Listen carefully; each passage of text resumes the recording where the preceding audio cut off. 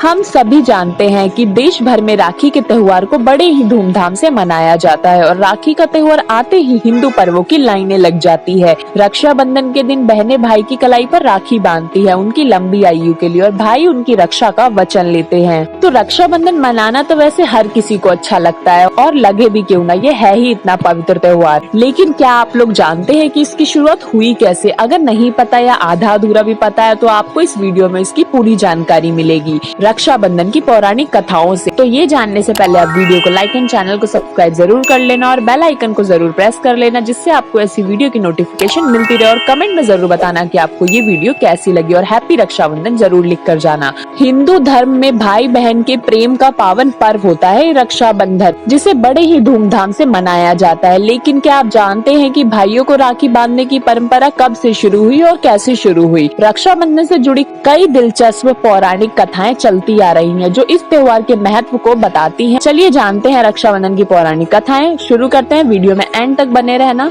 तो पहली कथा यह है कृष्ण और द्रौपदी की। महाभारत के अनुसार शिशुपाल का वध करने के बाद जब श्री कृष्ण जी की उंगली पर सुदर्शन चक्र वापस बैठने के लिए लौटने लगा तो कृष्ण जी की कलाई पर चोट लग गई। ऐसे में द्रौपदी ने तुरंत अपनी साड़ी का पल्लू फाड़कर कृष्ण जी की कलाई पर बांध दिया। भगवान कृष्ण इससे बहुत खुश हुए और उन्होंने द्रौपदी के जीवन भर की रक्षा करने का वचन दे दिया। जब पांडव कौरवों के हाथों द्रौपदी को जुए में हार गए तब श्री कृष्ण ने उनके सम्मान की रक्षा कर अपने वचन को निभाया। तब से ही रक्षाबंधन के दिन भाई की कलाई पर राखी बांधने की परंपरा चलती आ रही है।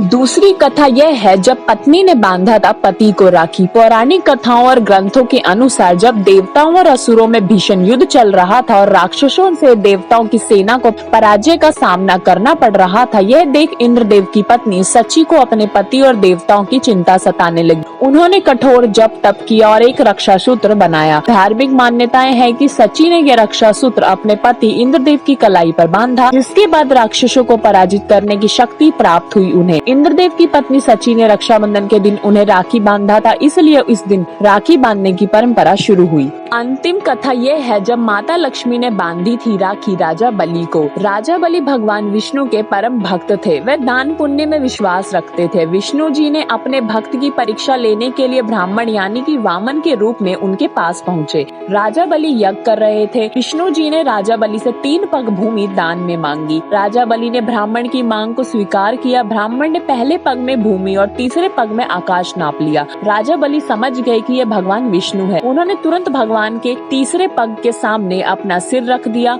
विष्णु जी खुश हुए। फिर राजा ने भगवान से पाताल लोक में उनके साथ रहने का वरदान मांगा। विष्णु जी ने वरदान भी दे दिया और उनके साथ रहने लगे। दूसरी ओर माँ लक्ष्मी भगवान विष्णु के वापस लौटने का इंतजार कर रही थी। माँ लक्ष्मी एक गरीब महिला के रूप में राजा बलि के पास पहुँची और उन्होंने राजा बलि के हाथों पर राखी बांध दी। राखी के बदले राजा बलि ने उनसे कुछ भी मांग लेने को कहा। माँ लक्ष्मी तुरंत प्रकट हुई और उन्होंने विष्णु जी को मुक्त करने का वचन लिया।